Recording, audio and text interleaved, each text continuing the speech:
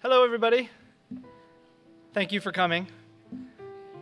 I am pleased to announce Eugene Spafford, Professor of Computer Science and Executive Director of CERIAS, the Center for Education and Research in Information Assurance and Security at Purdue. He is the only person to receive all three of the National Computer Security Awards and be inducted into the Cybersecurity Hall of Fame and receive the Hal Tipton Award. He is also the only person ever to be named as the fellow of all of the ISC Squared, ISSA, ACM, IEEE, and AAAS during his 30-plus years in computing, including 27 years as a faculty member at Purdue University. Spaff, as he is widely known, has addressed issues of privacy, public policy, law enforcement, software engineering, education, social networks, and cybersecurity, including development of fundamental technologies in widespread use today. Today, he will present a talk titled Faster Than Our Understanding. Please take a moment to silence all your electronic devices. Thank you, and enjoy. Thank you, Alex. Good afternoon, everybody. It isn't dawn, but hopefully you'll bear with me anyhow. The talk today, when I'm going to cover faster than our understanding, is intended to cover some of the issues related to information security, and both the threats and promises it poses. The theme of much of today is all about how technology and changes in technology are also posing some threats to human existence. And there are certainly many signs around us of massive change. As we go about our day-to-day lives, in the background, there are literally dozens of species going extinct every day, many of which we haven't even seen yet. It's through habitat loss, pollution, climate change, and other kinds of issues. And so asking the question about, is our species threatened, and are we part of that threat, or something that we might create part of that threat, is certainly an appropriate thing to be thinking about. As I was considering this topic, I started asking myself about, if there is a threat to humanity, what are the characteristics that define us as humans as different from other organisms or from artificial organisms that we might create? And one aspect of that is the ability to reason, to be able to think in abstract terms, use abstract symbols, and put together long chains of reasoning. A second is a sense of long-scale time, both forward and backwards.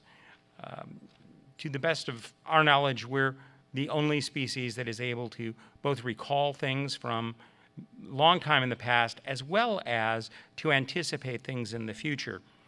And perhaps most important is we are able to communicate with each other and communicate in a way that transcends our own existence. We're able to create artifacts that others are able to observe and to learn from and to communicate to each other. All of these are distinctive features, and they come together when we talk about computing, because computing is something that is a form of artificial reasoning. Computing allows the storage and communication of data of many different kinds, and it also provides a change in temporality, an ability to do things more quickly than we can as individuals, and to also store things at rest for long periods of time.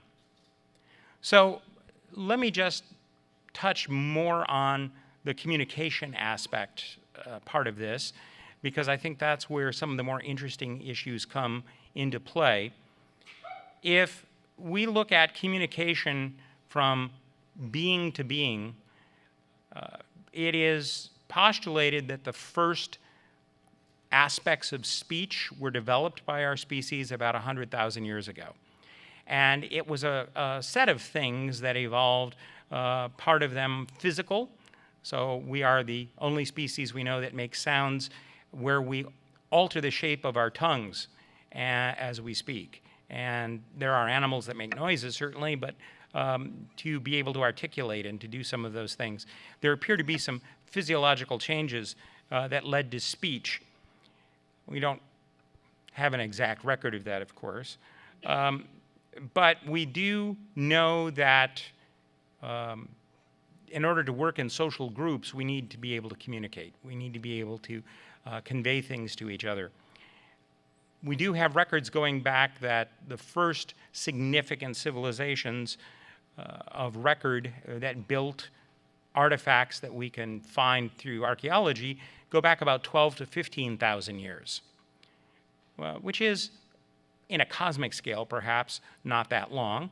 But if you think about the fact that we have had complex societies at least that long, no more than twice that.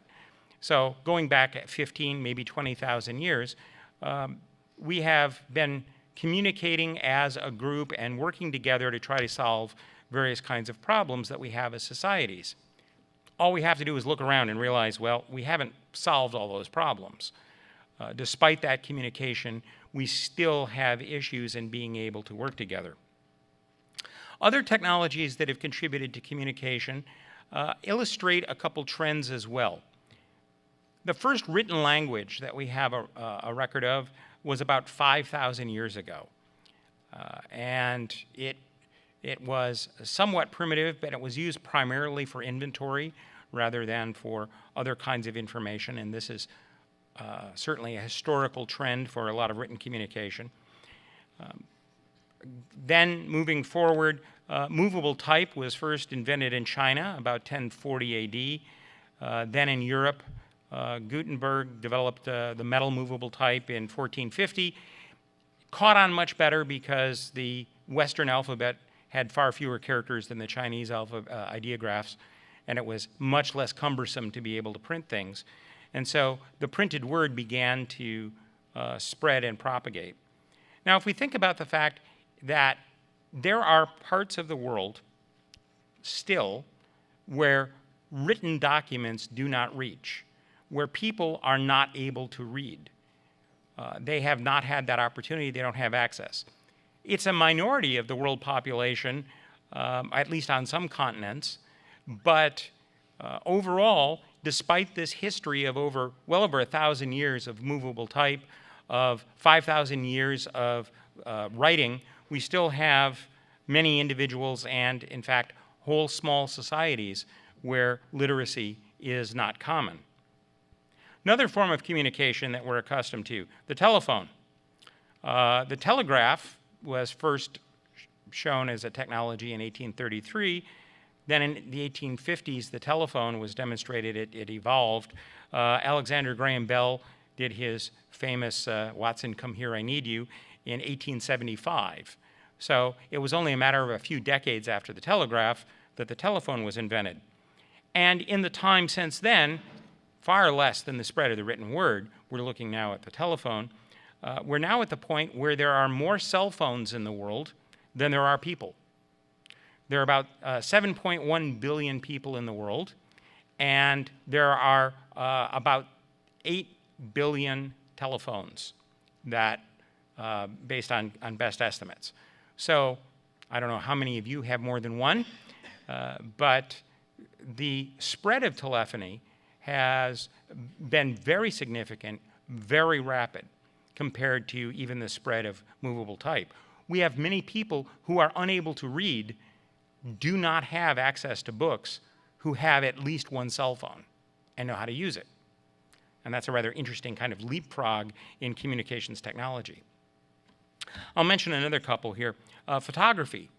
Photography was really first developed as a form in the 1820s. It became commercially available in 1839 as the daguerreotype. Digital photography was invented 130 years later. In 1969, first commercialized in 1973. The first megapixel camera didn't come along until 1986. And yet now, think about how many cameras we have available to us. We have them in our cell phones. We may have them as standalone cameras. We have them in our computer systems, and not just still cameras, but video. They're up in buildings all over the place. They're on street corners. We have cameras as backup assist in our automobiles and trucks, or sometimes even both backup and going forward. Our first use of photography online, Tim Berners-Lee in 1992 posted the first photograph to the World Wide Web. He was the developer, so he had that distinction. Posted a picture of the CERN in-house punk alternative band that some of the scientists were members of. That was 1992. So we're only looking 22 years ago was the first posting of any image on the World Wide Web. And now, look at all the literally hundreds of millions of videos and pictures on Flickr and YouTube and all the various other services. You can barely visit a website without seeing a picture. Television. First crude invention of something like television was the 1920s. The technology was refined in the 50s. Now, moving forward 60 years, 9.5% of the people in the world, nearly 10% of the people in the world, have access to some television. And in terms of leapfrogging the technology, 3/4 of those, it's digital TV. It's not the old style analog. It's very modern. Over half of them have access to some form of pay TV. Again, shortened timescale for communication technology. In each case, as we have developed new technologies for storing and transmitting information, informing others, the time period for adoption by significant parts of the population, for it to become a standard part of their life, without them necessarily even realizing it, has shortened from tens of thousands of years to thousands of years to 150 years, down now to the point where we use photography and TV in the decades. Computing and the internet and networking technology is one of the most recent forms of communications and transmission technology to revolutionize what we do and to impact on society. Computing, or computers, are really an ancient concept. We've had mechanical aids for a very long time. Not all of them have been digital, in fact, few of them.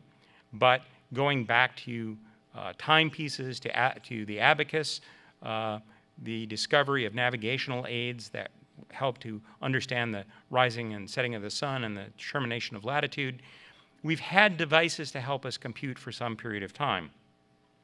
It wasn't until the 1940s that we really settled on the idea of the digital computer and began to refine that. And that was the pressure of wartime and breaking ciphers, codes of enemy forces that really prompted us to do that. That was one of the uses. The other was as a very large calculator. One of the largest early computing projects that was developed at the Aberdeen Proving Grounds was intended for calculating ballistics of artillery shells, a very time-consuming thing to do in the field. And so they used the computer to develop tables that were then printed and shipped to troops. The transistor, developed in 1947, helped pave the way for better adoption of computers because the very early ones were all relays and vacuum tubes. And I see, looking in the audience, a number of you may never have actually seen a vacuum tube unless you had visited a museum of some sort. But very, very power intensive, very space inefficient. The first commercial computer that involved all transistors was 1958. For many of us in this room, that is within our lifetime. It's not that long ago. The first computer network, 1965, computer to computer. The ARPANET first showed up in 1969. These are recent developments. Compared to the other technologies, though, the way that these have permeated our society is nothing less than astonishing if we step back and look at it. Each year, there are tens of quintillions of transistors produced every year. That's a number with 16 zeros after the 1. Tens of quintillions. That's more than all the grains of rice harvested on Earth every year. It's a number that's really almost impossible to comprehend in terms of volume. But we're churning these out at ever and ever greater rates, not as individual transistors, but as part of integrated circuits. We have gone from a few dozen computer users in the 1940s, early 1950s, to the point now where simply on the internet alone, and these are people who are interacting with others on the computing environment, we have 3 billion of the 7 billion people on Earth. Not yet halfway, but a tremendous level of connectivity and growth in a matter of decades.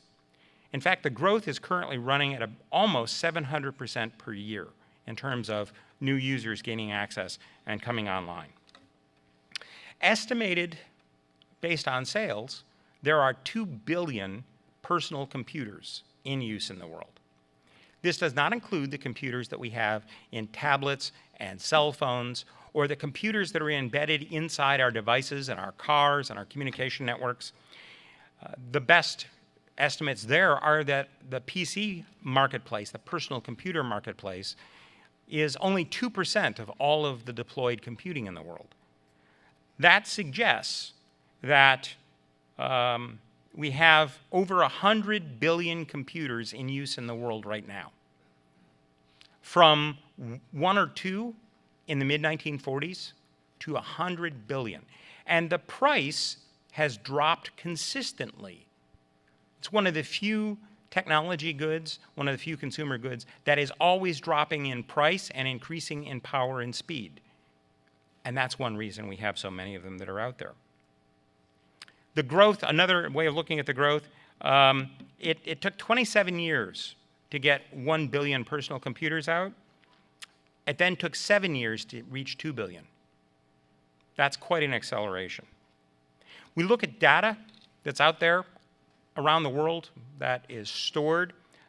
Again, it's difficult to measure, but the best estimates that we have from various people who've looked at online storage, who've looked at sales, who've looked at some of those issues, is currently between 5 and 10 zettabytes.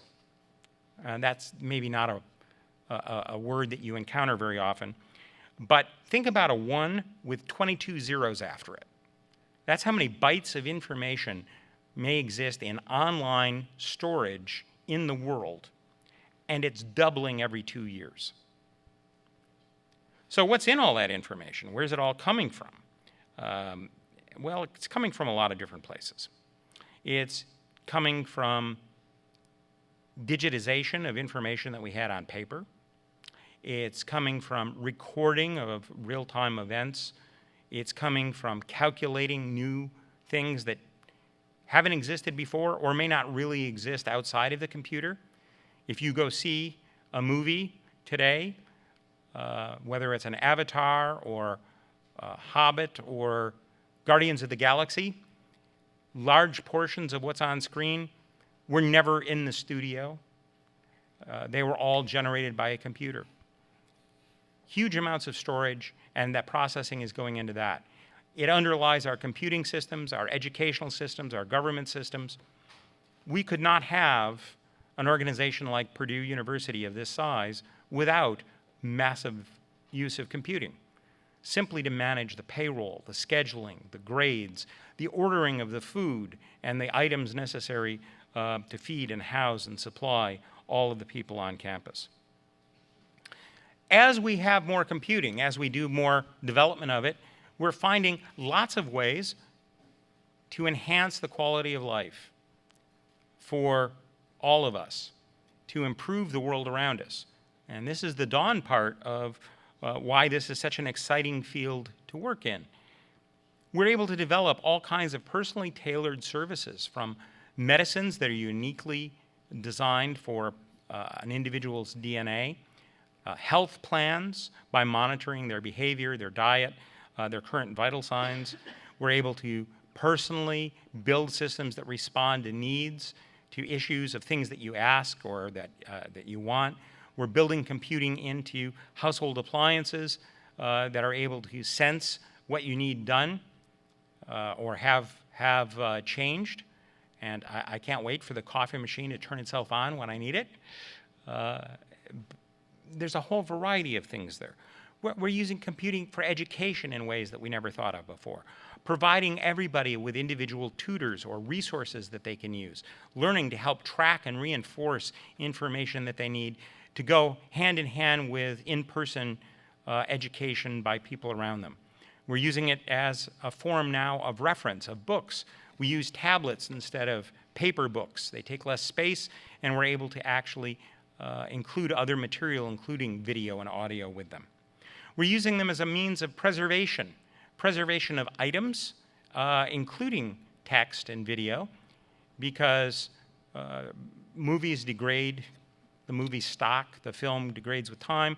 Books have a tendency to age depending on what's on the paper. Storing it in bits on a computer system may mean we can protect it indefinitely.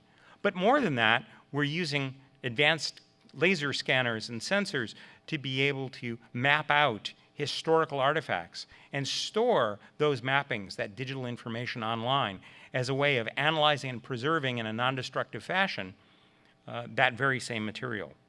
It provides new communication media, new methods of richness.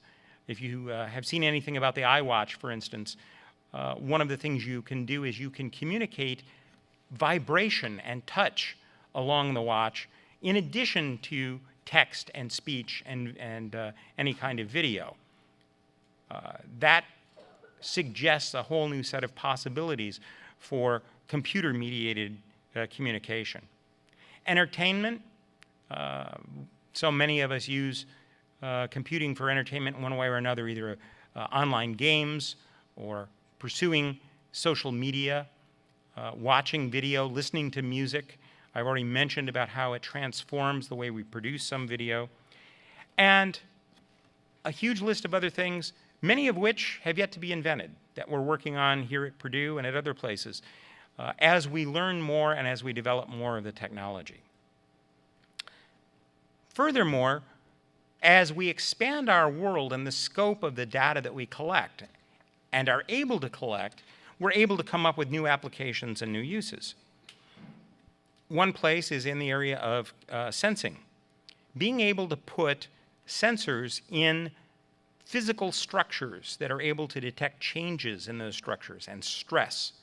Imagine being able to put sensors in, for instance, a bridge, so that instead of having to inspect it every year, at any time, we can have the sensors tell us in advance that there's going to be a failure of the bridge, or that we need to perform some maintenance to prevent a failure. Or in an aircraft wing, to detect when there's a not yet detectable problem that we need to address. Or your automobile, or in fact, for you. Going back to the iWatch and some other versions of sensor that are available today, something that measures your heartbeat, your blood glucose, your oxygenation of your blood, your pulse rate, possibly chemical sensors to detect what you are, how you're metabolizing certain kinds of medication, and transmitting that and analyzing that real time to give you immediate feedback, possibly to head off or to summon aid should you be about to have a problem, cardiac problem or a stroke. All of these kinds of things are available, and some are currently in use today, either outside in the real world or in laboratories as they're being developed. For instance, we do have medical devices that are coupled with pacemakers that detect arrhythmia in the heart and will automatically provide the right kind of electrical stimulation to restore heartbeat while also notifying medical personnel as necessary. We have items that are able to detect blood glucose level and in real time pump extra or less insulin into the bloodstream to help somebody who has that medical need. We do have medical devices that sense levels of pain and are able to stimulate nerves to be able to reduce that pain. All of those kinds of things make life better for the people who have them, who have chronic conditions. But now imagine if we're able to extend that to everybody for simple day-to-day conditions, to be able to respond to issues of cold or headache, to be able to deal with issues of energy use in your home, in your automobiles, to try to optimize, and so on. All kinds of places where these are beginning to be used. If you've seen any advertisements for the Nest thermostat, you can put that in your house, and it learns how you like to have the temperature set in your house. It knows if there's somebody at home and whether or not it should turn on the air conditioning or the heat or leave it in an energy efficient savings. That saves money, it saves energy, it's a great convenience with sensors that are in place.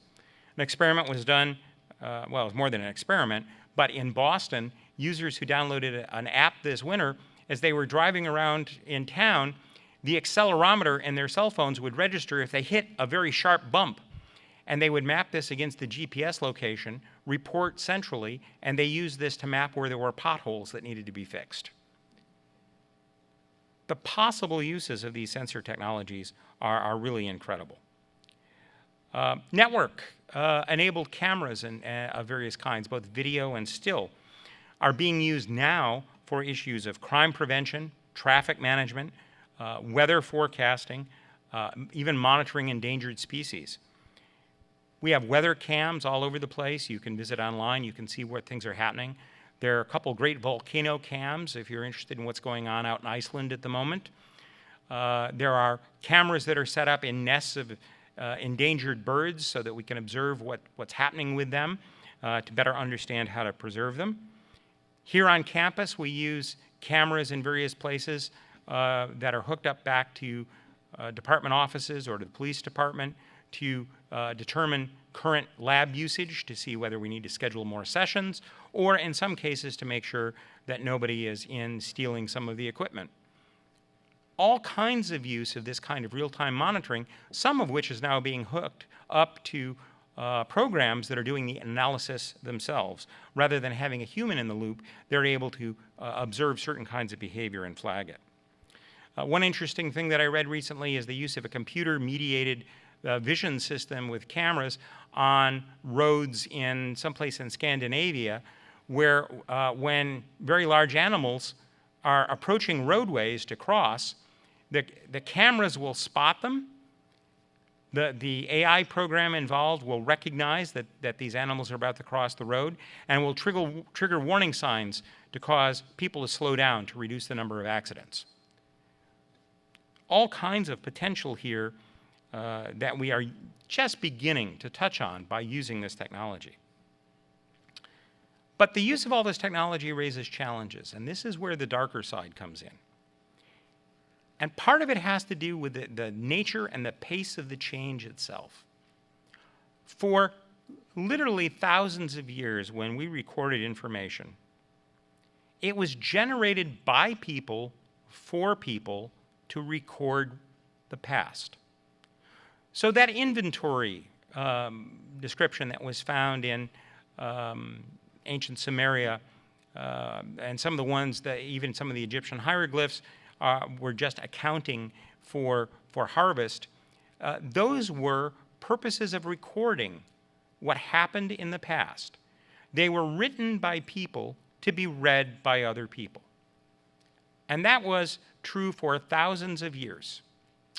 And now, what we're seeing over really the last century and accelerating over the last few decades is that instead of historical analysis, the information is being used to make future decisions or current decisions. We have an accelerating pace where the information is gathered not for purposes of history, not for human beings to read at some future time, but for processing by other computing devices to make immediate decisions, to be processed to make weather forecasts, to process to be able to guide chemical processes at plants, to be used to govern how energy is allocated across various power grids. One of the more interesting kinds of aspects here has to do with the stock exchange. And I think many of us have seen older pictures where there's a crowd of people with slips of paper on the trading floor, the New York Stock Exchange. That model is no longer true. There are some people who do that. But by far, the bulk of the trade is not being done by people. It's being done by computer programs. Computer programs that are analyzing and trading market shares in volumes of tens of millions of shares in matters of milliseconds. They're able to calculate an advantage that may only be lasting for a fraction of a second, and they will execute buy and sell orders in that magnitude of time. The big traders actually will spend millions, tens of millions of dollars to be able to locate their trading centers, their computing centers, a block closer to the stock exchange, because the time taken for the electric signal to travel at the speed of light through copper, one extra block, makes the difference about whether they will be profitable in a trade compared to somebody else. At that rate of processing of information, no human being can be in the loop. No human being can go back and survey the huge volume of information. We are extraordinarily dependent in ways that we don't understand on the processing and the speed and the volume of that information across many different sectors of our society. We are dependent on the correctness of that software and the correctness of the data that's gathered by those sensors. And here's something as a bit of information for those of you who don't work in computing. We can't build correct programs. Now that is a surprise, particularly when I talk to people in Washington. And it's not a matter that we don't have enough training. It's by its nature, computing as it is currently practiced is not completely infallible. Computing systems have failures. We have misunderstandings about what we intended the software to do. Sometimes the software is used in environments where it's not intended. We can build very, very highly assured computing systems that we can trust a lot in things like flight control and even space shots, some health services, but it's very expensive. And right now, looking at that as an economic activity, we can invest lots of money in building these systems and getting them more and more correct and accurate, or we can sell them cheaply. The market and the public has said, no, we want them cheap, not that we want them bulletproof. And so what we have to realize is that a great deal of our infrastructure is based on fallible, potentially erroneous computation and communication. Some of you who are over 30 will get a sense of this. Think about, from an economic standpoint, how much of your valuable time you have spent staring at a blue screen during your life. But we have accepted that as a cost to be able to have a cheaper desktop system that we purchase and run our blue screens on. We also have a problem of conflict with human values. And this is an issue that is very large when we look at how computing has shrunk the world. When we look at the fact that within a matter of milliseconds, we can be communicating and sharing pictures and images and ideas with somebody half a globe away who doesn't even necessarily speak our language, it's astonishing that we can do that. That nearly half the world's population has access to the internet to do that. But then we have issues about, well, what is it we're sharing? And how is that received? Starting really with the earliest communication of what people said and written communication, there has been contention about the contents of that communication. There's contention about the values or the truth of what is communicated. And superstition, belief, religion, logic, many different things lead people to different conclusions about the information and the communication technologies. So, for instance, the Australian Aborigines, as part of their religious belief system, will not allow themselves to be photographed because their belief is that anything that remains in the material world after they die prevents them from going on to the appropriate afterlife. Some tribes in parts of Africa also are opposed to photographs because they believe it captures their soul. And we look at those, and that hinders the acceptance of some of the technologies. But it's not restricted to those. We have groups who, even as recently as a few months ago, were involved in burning books that contain material they didn't like. We've seen that from many religious persuasions in the Muslim world, in the current Islamic State, various Christian groups, Hindus in India have also involved in burning some books with material they didn't like.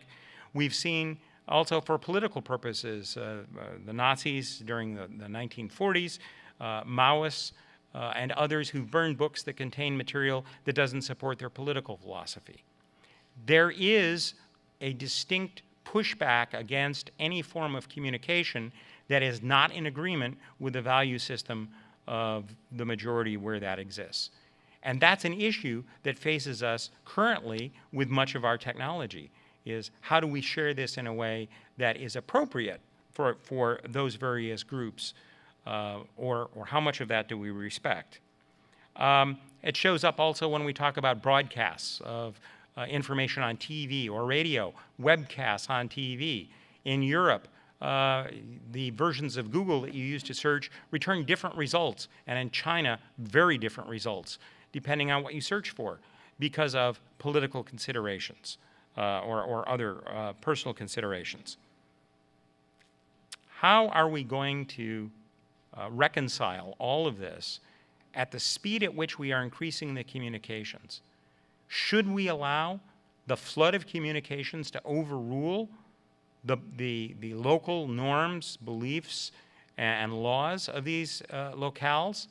Or is it something that we really are going to have to rein in that will restrict the growth of the technology? It's a big question, and it's one that we wrestle with. There's also the problem that with all that flood of information, if it does get through, how does someone evaluate what's really true? We have a number of conspiracy theorists that exist in pretty much any country you want to name that put up websites that are amazingly sophisticated, very good looking, lots of information, but all the information is false. It isn't based on historical truth. It can't be verified with experiment, and yet you have a number of people who deeply believe in it. How do we evaluate truth in this world? How do we make sure that the false information doesn't overwhelm the good?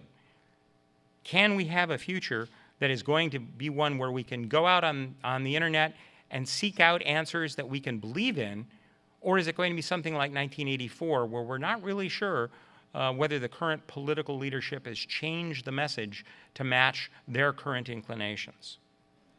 And then last of all, there are some issues of security and privacy. From the security standpoint, the famed bank robber from the 1930s, Willie Sutton, was once asked, Willie, why do you keep robbing banks? And Willie said, well, it's obvious that's where the money is. Well, where's the money now? It's all online. That's huge value in intellectual property and banking and other kinds of financial transactions. And the level of theft and fraud that's occurring there is going up at a tremendous pace.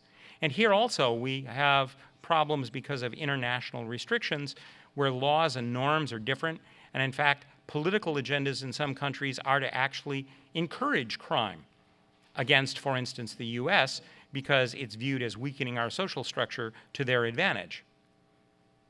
How do we deal with that level of computer crime that is growing, the fraud?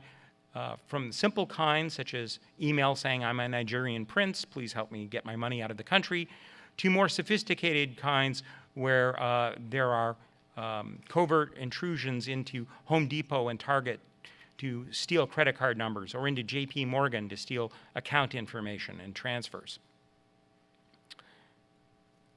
We have also issues of espionage going on at an industrial scale, where companies are sabotaging other companies, and governments are sponsoring attacks on computing systems of other countries. At what point do we come to distrust our online commercial world so much that we are no longer able to use it? Again, getting back to the case of we cannot build perfect systems at a reasonable price, where is the trade-off, and how do we determine that? It's also a matter of privacy. We entrust a great deal of information to these systems, and more can be inferred. All we have to do is look at the news. The recent case of celebrity photographs being leaked is an example of information that we would entrust to our computing devices and services, and we are appalled to discover that others have access. Not only just pictures, but information, that medical information that's tracking your blood glucose in your heart. If that information can be seen by others, what does that imply? Whether those others happen to be total strangers, your employer, your family, or somebody who just is out to get you. Those cameras that are located that monitor traffic also may be capturing your license plate and who's driving the car and who's in the car with you. The cameras that are set up on street corners to deter crime, showing what store you just came out of, can be correlated against what you spent against your credit card and determine what you're buying. And now if that's cross-matched against your medical condition, oh no, you shouldn't have been buying that. You're going to be penalized on your insurance. Or warning notes sent to your family, or our whole sphere of privacy, our ability to be anonymous, is evaporating because of all of the tracking from element to element. And it is information that both people have access to and some of these programs. And yet, we have more people who are saying we need better tracking for social order, to cut down on fraud, to cut down on theft, to cut down on terrorism, to cut down on tax evasion, that we need to collect more information and process it to be sure that we're able to do this. And yet, every time we increase that level of monitoring, we're also decreasing the level of privacy that we all have. Robert Frost, in his poem Mending Wall, said that good fences make good neighbors. We haven't yet evolved fences online. I'll use the last 2 minutes to make one other observation, which is we're setting ourselves up also for unintended disaster. I would encourage you to go look online for something called the Carrington effect. We almost had it last week with a very large solar flare that generates a huge electromagnetic pulse. That electromagnetic pulse induces current in conductors and could fry a large portion of our electrical infrastructure and our computing and communications infrastructure. The original Carrington event was in 1859, and it caused auroras, northern lights, all the way to the Caribbean. It woke some miners up from the 49er gold rush out in the Rockies. They thought it was dawn. It was so light from the aurora, and started getting up and starting their days. Huge, huge disruption. But back then, we didn't have all this fine microelectronic circuitry. Right now, we use our computers and data to design other computers and data. If we lost any significant portion of it, we could not recreate it. We would be shuttled back hundreds of years, great social unrest, probably great loss of life, trying to cope with the fact that we no longer had these systems that controlled our power and our water and our communications infrastructure that allowed us to do the kind of inventory and ordering that we have to maintain governments and organizations here like Purdue. In conclusion, I don't really have an actual conclusion, other than to say there's great promise here. Those of us who were raised on a Star Trek future can see it. Those of us who sort of look at the future as a Blade Runner future have a different view of where we may go. It's important that we have this dialogue and understand where our values are and what it is that we're trying to do, to be able to plan for the contingencies, to value privacy and security appropriately in what we do going forward. And I'll leave you with one last thought. There's something called the Drake equation that was put forward by Frank Drake, an astronomer, as a rough way to figure how many inhabited planets there would be in our galaxy based on current observation of planets and time and some other things. And it postulates possibly as many as 20 million other inhabited planets with other species that have developed. But we have no sign of any of them. Enrico Fermi phrased it as, where is everyone? Well, one of the thoughts that have been put forward is that every civilization comes to a point where we've reached right now, where our technology is advancing faster than we can comprehend it. And the question is, do we gain control of that pace, or does it overtake us and we become one more, where is everyone? Thank you very much. Enjoy the rest of the day.